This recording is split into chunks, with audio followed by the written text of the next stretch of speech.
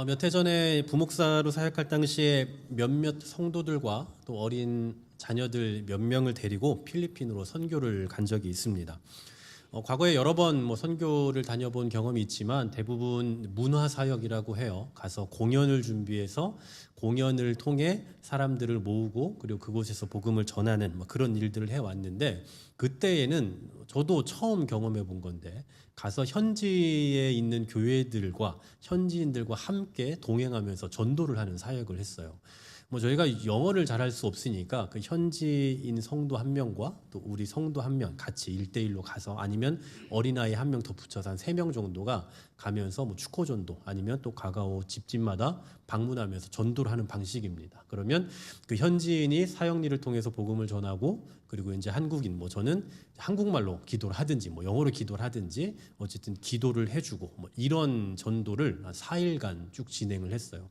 그 어느 때보다 참 정말 독특한 선교였고, 또 제대로 뭔가 선교한 기분이 들어서 전도를 하고 왔잖아요. 그래서 참 기억에 많이 남는 선교였습니다. 그런데 그러한 것보다 또 더 저에게 깊은 의미로 다가왔던 것 중에 하나는 제 아들 주원이와 함께 갔다라는 거예요. 아마 그때 1학년, 2학년 정도 됐던 걸로 기억나는데, 솔직히 그 조그만 꼬맹이가 가서 뭘 배우겠습니까? 그 선교지를 통해서 선교에 대한 감각을 알겠습니까? 뭘 깨달을 수 있겠습니까? 그런데 한 가지 분명하게 배운 점이 있다면 내가 얼마나 편안하게 살고 있는지에 대한 깨달음이었어요.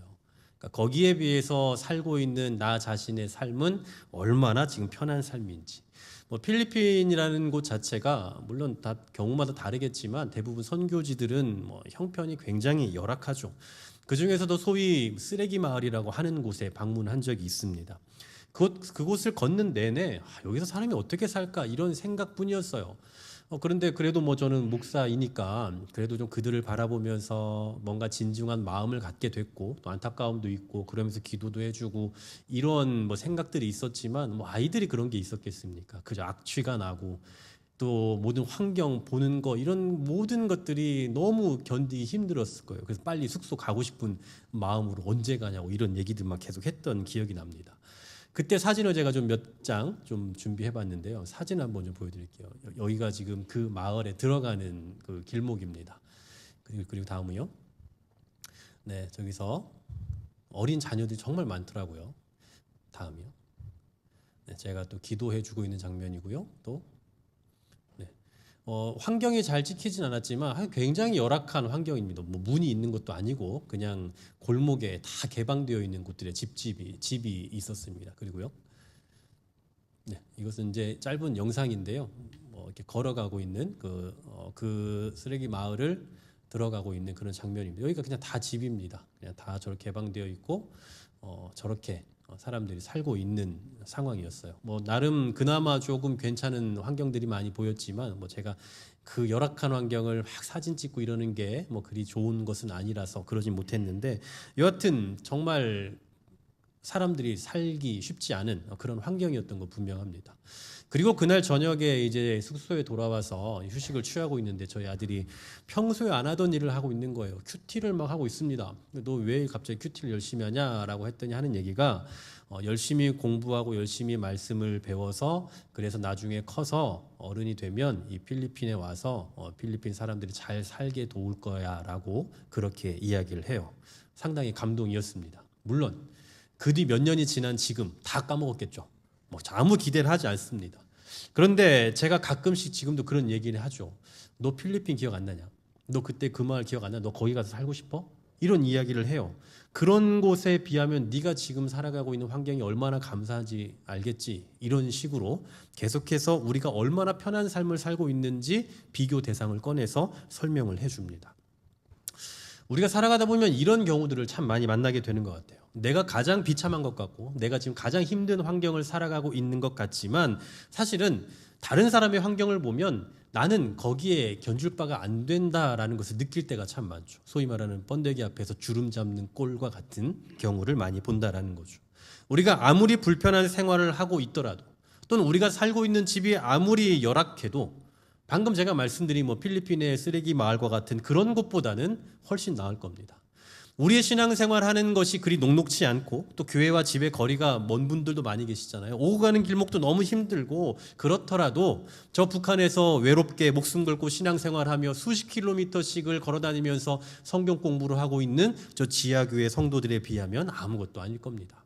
물론 저와 여러분이 처한 환경 그리고 우리가 살아가는 이 시대가 그저 편안하고 마냥 좋지만은 않아요. 하지만 우리보다 훨씬 열악한 상황 가운데 살아가고 있는 분들에 비하면 그나마 우리가 살고 있는 세상 또 우리가 살아가고 있는 이 시대는 거의 천국과 같다라고 말할 수 있지 않을까 싶습니다. 이처럼 우리가 당하고 있는 고난과 또 우리에 비해서 훨씬 큰 고난을 당하고 있는 그 사람과의 접촉점에 딱 어울리는 단어가 뭘까를 생각해 보면 오늘 말씀의 제목이에요. 하물며입니다. 나도 이렇게 힘든데 하물며 저 사람은 얼마나 힘들까? 저 사람은 저렇게 힘든 가운데도 저렇게 열심히 살아가고 있는데 하물며 나는 어떻게 해야 되는가라는 식의 접촉점이죠. 우리가 계속해서 베드로전서를 생각하는 중에 있는데요. 베드로전서를 받는 이 수신자들에게 있어서 최대 이슈는 고난입니다. 지금도 고난 가운데 살아가고 있는 중이고 앞으로 더 큰 고난을 앞두고 있는 성도들, 바로 그들을 향해서 쓴 서신이 이 베드로전서이기 때문에 그 어떤 주제보다도 이 고난이라는 주제를 다루지 않을 수가 없어요. 이미 앞에서도 여러 번 고난에 대한 이야기를 쭉 다뤄왔고 또 고난을 받는 성도들의 관점에서 저들을 위로하고 격려를 했는데 오늘 본문에서도 또다시 베드로는 이 고난의 문제를 다루고 있습니다. 특히 오늘 본문에서 베드로가 쓰고 있는 독특한 논법이 있어요. 그걸 황차 논법이라고도 하는데 일명 하물며 논법입니다. 갑은 어떠한데 하물며 을은 어떠하랴라는 식의 논법이죠. 이런 형식을 가장 잘 보여주고 있는 오늘 본문의 구절이 바로 17절 말씀이에요. 이 17절 말씀 같이 한번 읽어봅니다. 황차 논법 같이 읽습니다. 하나님의 집에서 심판을 시작할 때가 되었나니 만일 우리에게 먼저 하면 하나님의 복음을 순종하지 아니하는 자들의 그 마지막은 어떠하며. 아멘. 여기서 하물며라는 단어가 직접 등장하진 않고 있습니다. 그리고 그러나 의미적으로 볼 때에는 여기 중간에 하물며라는 단어가 삽입돼도 전혀 이상하지가 않아요. 실제로 제가 몇몇 영어 성경과 또 쉬운 성경과 같은 번역본들을 보니까 이 하물며라는 단어를 직접 삽입해 놓은 번역본들도 있습니다. 자, 그러면 하물며라는 단어를 쓰려면 비교 대상이 있어야겠죠. 갑이 어떠한데 하물며 을은 어떠하랴라는 이 문장을 구성을 하려면 갑이 뭐고 을이 뭔가를 알아야 되잖아요. 자, 먼저 갑은 뭐냐? 갑. 여기서 말하는 갑은 오늘 이 베드로전서를 수신하고 있는 성도들이에요. 즉 예수를 믿는 사람들이라는 겁니다. 자, 그러면 을은 뭐냐? 그 반대입니다. 하나님을 알지 못하고 예수님을 믿지 않는 불신자들이에요. 근데 오늘 17절 말씀 보니까 하나님께서 심판을 시작하신대요. 이제 심판을 한다. 그런데 그 심판을 어디서부터 시작을 하느냐? 갑, 즉 하나님의 집, 예수님을 믿는 성도들이라고요. 아니 당연히 하나님의 백성, 하나님의 집은 심판을 면해 주셔야 되는 거 아닙니까? 하나님을 섬기는 사람들이잖아요. 그러면 하나님께서 이 심판을 면해 주시고 다른 데부터 심판을 해야 된다라고 그렇게 말씀이 나와야 되는데 이거 오히려 완전히 반대의 이야기를 하고 있는 거예요. 뭐 그게 아니면 최소한 다른 거 다 심판하고 우리 집 하나님의 집은 그냥 나중에 천천히 그냥 형식으로라도 그냥 잔소리 한마디만 할 수 있다. 이런 정도라도 좀 해주셔야 되는 거 아니냐고요. 그런데 오늘 본문에 보니까 하나님의 집에서 먼저 심판이 시작이 된대요. 물론 여기서 말하는 심판은 우리가 죽어서 받는 심판이거나 아니면 예수님이 재림하셔서 받게 되는 심판을 말하는 건 아닙니다. 왜냐하면 성경은 시종일관 믿는 자들에게는 심판에 이르지 아니한다라고 말씀하고 있거든요. 그러면 도대체 이 심판은 뭐냐? 여기서 말하고 있는 이 심판은 바로 지금 베드로전서를 수신하는 성도들이 겪고 있는 고난의 상황을 의미합니다. 고난의 상황. 우리가 보통 어떤 고난의 환경을 맞닥뜨리게 되면 그 원인을 여러 가지 상황에서 찾죠. 뭐 예를 들면 속된 표현으로 재수가 없었다거나 운이 나빴다거나 아니면 타이밍이 안 좋았다거나 내가 실수를 했다거나 이런 등등에서 그 이유를 그 원인을 찾으려고 합니다. 마찬가지로 지금 고난의 상황 가운데 살아가고 있는 이 수신자들도 그 고난의 이유를 여러 가지에서 생각해 보고 있을 거예요. 황제가 진짜 못돼 먹었다.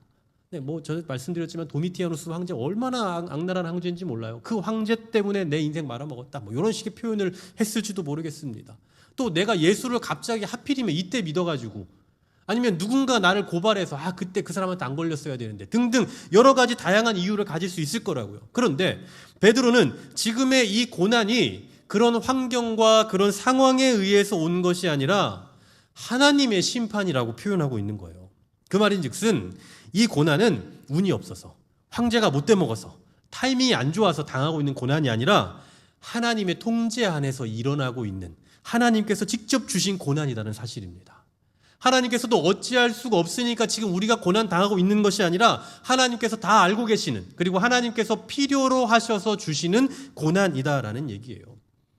물론 그렇다 해도 이 고난의 상황 속에서 하나님의 뜻을 발견하기보다는 대번에 불평부터 하는 게 사람이죠. 예를 들어서 우리가 불편한 환경에 처하게 되면 어떻습니까? 그래도 다른 곳에 사는 사람들, 더 어려운 사람들도 있는데 이걸 생각하는 게 아니라 그냥 짜증 나는 거예요.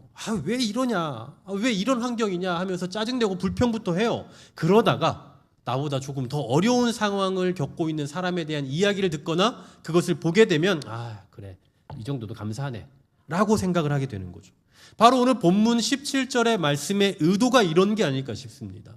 현재 베드로전서를 받는 수신자들은 흡사 하나님의 심판이라고 여겨질 만한 그런 힘든 고난의 상황을 겪고 있다 보니 당장 불평이 나오는 거예요. 하나님 왜 이러십니까? 라고 하면서 원망할 거라고요. 게다가 저 불신자들보다 우리가 먼저 하나님의 심판이 대상이 된다니까 얼마나 화가 나는 일이에요. 우리는 심판을 좀 피하게 해주셔야 되는데 오히려 우리부터, 하나님의 집에서부터 심판이 시작된다라고 말하니 이건 너무 힘든 일이에요. 바로 그런 사람들에게 너희가 이 정도면, 지금 너희가 그 정도인데 하물며 저 사람들은 어떻겠냐라고 말하는 겁니다. 자, 그런 의미를 생각하면 다시 한번 17절 말씀을 볼 텐데요. 이번에는 쉬운 성경 버전입니다. 쉬운 성경 한번 같이 읽어볼게요. 진실로 시작. 진실로 심판의 때가 가까이 다가왔고 그 심판은 하나님의 집에서부터 시작될 것입니다. 이처럼 하나님의 심판이 믿는 우리들에게서부터 먼저 시작된다면 하물며 하나님의 복음에 순종하지 않는 불신자들에게야 얼마나 그 결국이 두려운 것이겠습니까? 아멘. 자, 우리가 보고 있는 이 개역 개정판보다 훨씬 그 의미가 좀 잘 드러나죠. 게다가 우리 성경에는 하물며라는 단어가 삽입되어 있지 않지만 이 쉬운 성경에는 하물며라는 단어가 삽입되어 있는 걸 볼 수가 있습니다. 솔직히 예수를 믿는다는 이유로 고난을 당해야 된다는 사실이 얼마나 불편합니까? 예수 믿으면 영생 받는다, 예수 믿으면 복을 받는다라고 해서 예수를 믿었건만 당장에 찾아오는 게 고난이면 얼마나 마음이 불편하냐고요. 그런데 예수를 믿는 너희에게 찾아오는 고난이 이 정도라면 하물며 예수를 믿지 않는 저들에게 찾아갈 고난은 어떻겠냐라는 그 말씀을 들으니 정신이 반짝 드는 거예요. 지금 고난당하고 있는 이 현실이 너무나 원망스럽고 너무나 불편했는데 하물며라는 이 단어 앞에서 지금 이 정도의 고난은 감수할 만하구나, 괜찮은 거구나라는 사실을 깨닫게 되는 거예요. 여러분, 구원받는 게 쉽습니까? 어렵습니까? 구원받는 거 쉽지만 어렵습니다. 어렵지만 쉬워요. 예수님만 믿으면 구원받는다라는 그 명제의 확실성에 있어서 너무 쉽습니다. 얼마나 간단합니까, 여러분? 구원받으려면 예수만 믿으면 돼요. 너무 간단하잖아요. 하지만 구원에 이르는 길은 험난하다라는 면에서 어려운 거예요. 그러니까 예수님 믿으면 구원을 받을 수도 있지만 예수님 믿어도 구원 못 받을 수 있어 라는 의미에서 힘들다는 말이 아니라 구원받은 자로서 구원받은 자의 행실을 가지고 살아내며 끝까지 이 성화의 삶을 지켜내는 것은 쉽지 않다라는 면에서 어렵다는 겁니다. 그러므로 어떤 이단자들이 말하는 것처럼 예수만 믿으면 된다, 예수만 믿으면 끝난다, 예수만 믿으면 죄 지어도 상관없어 라고 말하는 거, 여러분 이거 거짓말이에요. 그런 게 어디 있습니까? 죄송하지만 예수를 믿으면 그때부터 고난은 시작되는 겁니다. 오늘 본문 18절을 한번 말씀 보십시오. 또 의인이 겨우 구원을 받으면 경건하지 아니한 자와 죄인은 어디에 서리요? 여러분, 의인이 쉽게 구원받는다고 말하지 않잖아요. 의인은 겨우 구원을 받으면, 그 의인이 겨우 간신히 구원을 받는데요. 무슨 말입니까? 아무리 의인이라 할지라도 구원받은 자로서의 삶을 유지하며 온전한 구원에 이르기까지는 수많은 환난과 고통이 수반된다라는 거예요. 그러니 결코 쉬운 길이 아니다라는 얘기입니다. 그런데 하물며 의인도 이렇게 힘들게 구원에 이르는데 하물며 말씀에 순종하지 않고 자기 멋대로 사는 사람들이 구원의 자리에 들어가기까지는 얼마나 힘들겠냐라는 얘기예요. 여기서 다시 한번 하물며 논법이 등장하는 거죠. 의인이 겨우 구원받는데 하물며 죄인은 어떠하냐. 연속으로 두 번에 걸쳐 의인으로 대변되는 하나님의 백성과 죄인 혹은 악인으로 대변되는 불신자들 사이에 하물며라는 의미의 단어를 삽입함으로써 베드로가 가르쳐주고자 하는 게 뭘까요? 저들이 당하고 있는 고난과 우리가 당하고 있는 고난은 근본적으로 다르다라는 얘기입니다. 고난이라 하는 같은 이름을 가지고 있지만 저들에게 가해진, 즉 예수를 알지 못하는 자들에게 가해지는 그 고난은 멸망의 의미를 갖고 있기 때문에 그 자체가 사실 저주이고 심판이겠죠. 그러나 우리에게 주시는 고난은 성숙을 위한 고난이기 때문에 달게 받아야 되는 고난인 겁니다. 여러분, 금이라고 해서 다 같은 금이 아닌 거 아시죠? 도금도 있습니다. 14K도 있습니다. 18K도 있습니다. 그리고 우리가 좋아하는 24K도 있어요. 얼마만큼 재련을 했느냐, 그리고 다른 금속이 여기 얼마나 섞여 있느냐에 따라서 그 가치가 달라지죠. 금 함량이 58% 정도 있는 게 14K죠. 그리고 75%가 18K, 그리고 99.9%가 24K입니다. 여러분, 재련되지 않은 금, 쓸데없는 겁니다. 재련이 되지 않은 금은요, 그냥 무용지물이에요. 자연 상태에 있는 그 광물은 원소들이 화합적으로 뭉쳐있는 그 상태이기 때문에 우리가 필요로 하는 그 광석 광물의 비율이 현저히 떨어집니다. 그렇죠? 그래서 이것을 그 자연 상태에 있는 광물을 채굴을 하고, 그리고 이걸 선광을 하고, 그리고 재련을 해야, 그래야 비로소 우리가 얻고 싶어하는 그 금을 얻을 수가 있게 되는 거예요. 마찬가지로 우리가 예수님을 믿음으로 인해서 신분상으로는 하나님의 백성이지만 여전히 우리는 죄 가운데 살아가요. 그리고 죄가 만연한 세상 속에서 살아가고 있기 때문에 이 불순물이 제거되는 순화의 과정이 반드시 필요한 법입니다. 그리고 우리는 이 과정을 바로 성화라고 말하는데, 이 성화의 과정 속에서 반드시 우리에게 찾아오는 게 있다면 그게 바로 연단이고 시험인 거죠. 한마디로 우리가 반드시 겪어야 되는, 겪을 수밖에 없는 게 바로 연단이고 시험이란 말입니다. 그리고 이러한 과정을 오늘 본문에서는 심판이라는 단어로 표현해주고 있는 거죠.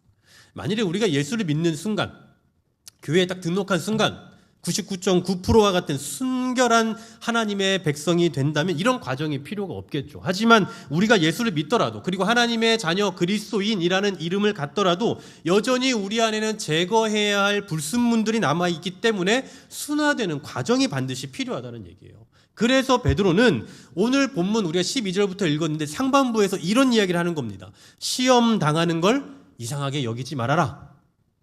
그리스도의 고난에 참여하는 것을 즐거워해라. 그리스도의 이름으로 치욕을 당하면 복이 있다. 그리스도인으로 고난을 받으면 부끄러워하지 말고 도리어 하나님께 영광을 돌려라. 이게 지금 12절부터 16절까지의 내용이에요. 시험 당하는 걸 이상하게 여기지 말래요. 그리스도의 고난에 참여하는 것을 즐거워하고, 그리스도 이름으로 치욕당하는 걸 복이 있는 거고, 그리스도인으로 고난을 받으면 그 부끄러워하지 말고 오히려 하나님 앞에 감사의 영광을 돌리래요. 아니, 시험당하는 걸 어떻게 당연하게 여깁니까? 어떻게 고난을 즐거워하고 어떻게 치욕을 받으면서 나 영광스럽다, 누가 이렇게 생각을 해요? 하나같이 말도 안 되는 얘기예요. 그래서 이 12절부터 16절까지의 말씀만 놓고 보면 베드로가 정말 현실 감각이 하나도 없는 사람인 것처럼 보입니다. 무슨 이런 말도 안 되는 소리를 하고 있냐. 그런데 그 이후 17절 말씀부터 이 하물며 논법을 통해 이 모든 상황을 확 뒤집어 놓는 거예요.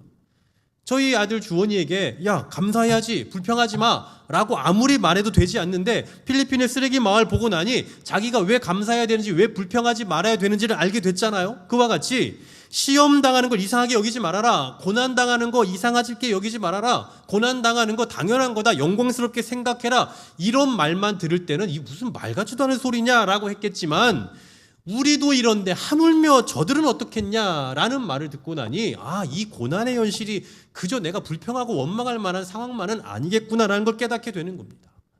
베드로는 이미 앞에서 우리가 쭉 살펴봤잖아요. 너희는 택하신 족속이다. 왕같은 제사장이다. 거룩한 나라, 그의 소유된 백성이다. 우리는 나그네다. 하늘에 소망을 둔 자들이다. 정말 영광스러운 신분을 가지고 있다고 우리를 계속해서 소개했어요. 여러분, 우리가 영광스러운 신분을 갖고 있다는 건 다른 말로 무슨 얘기입니까? 그만한 대접이 있다는 거잖아요. 영광스러운 이름을 가지고 있으면 그에 상응하는 대접이 있다고요. 대우가 있다고요. 여러분, 대통령 선거가 끝나고 나서 대통령 당선자가 되잖아요. 대통령 당선자가 되면 현직 대통령과 동일한 예우를 해줍니다. 그러니까 임기 시작을 한 게 아니라 단지 당선인이 됐는데 그날부터 수십 명의 경호원이 붙고요. 그리고 방탄차가 제공되고 경찰의 또 신호 통제가 이루어집니다. 그러니까 어제까지만 해도 그냥 하나의 후보였거든요. 그냥 후보였을 뿐인데 하루아침에 대통령에 준하는 의전과 경호를 다 받게 되는 거예요. 이런 게 바로 신분의 변화가 가져다 주는 거 아닙니까? 신분이 바뀌면 그에 상응하는 예우가 있는 거라고요. 그렇다면 지금까지 고난을 당하고 있고 앞으로 더 큰 고난을 앞두고 있는 성도들에게 하늘의 영광스러운 신분을 가지고 있다라고 뻔지르르한 얘기만 하지 말고 그에 상응하는 예우가 있어야 될 거 아닙니까? 그런데 말이 영광스러운 신분이지 실상은 어떻다고요? 고난의 연속이라고요. 이때 이미 앞에서 영광스러운 신분을 가진 자다라는 그 얘기를 들은 성도들이 어떤 생각 갖겠습니까?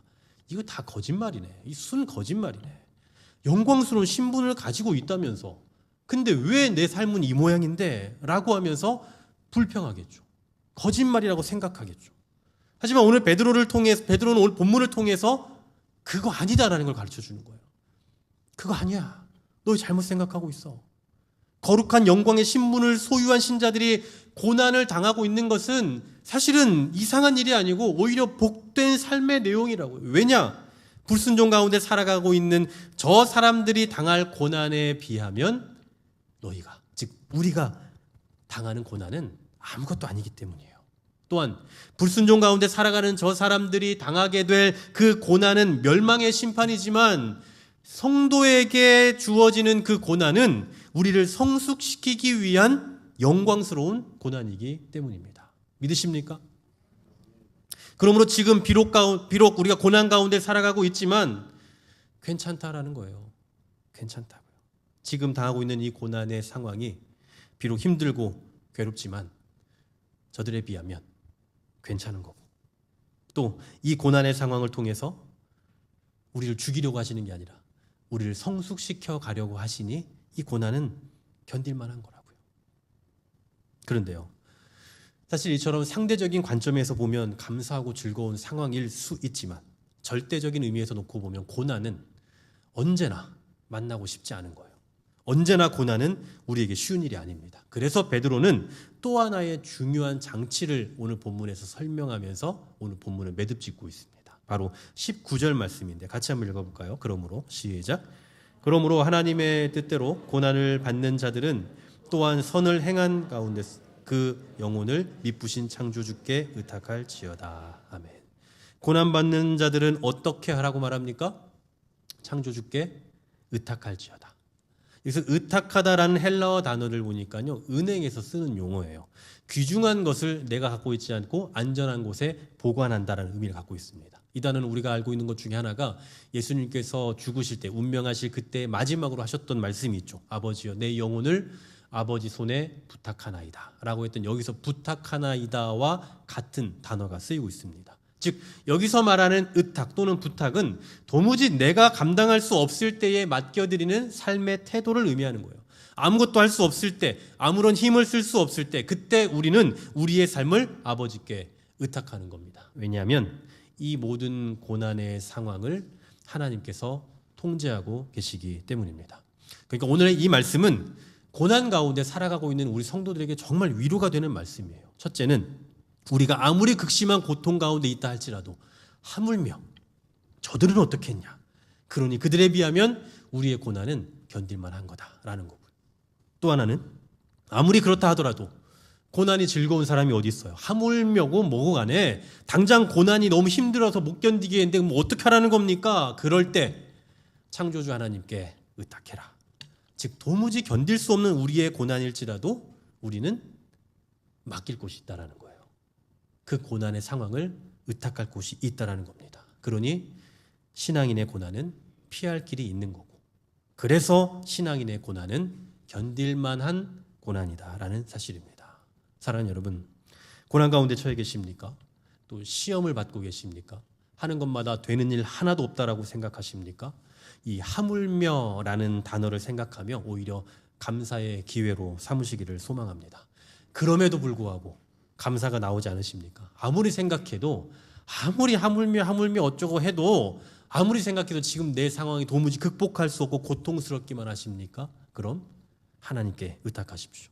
우리에게 주시는 그 고난은 우리를 죽이려고 주시는 고난이 아니기 때문에 하나님께 의탁하고, 하나님밖에 할 수 없습니다라고 그렇게 하나님 앞에 진중하게 의탁하는 자들에게 하나님은 반드시 지혜를 주실 것입니다. 기억하십시오.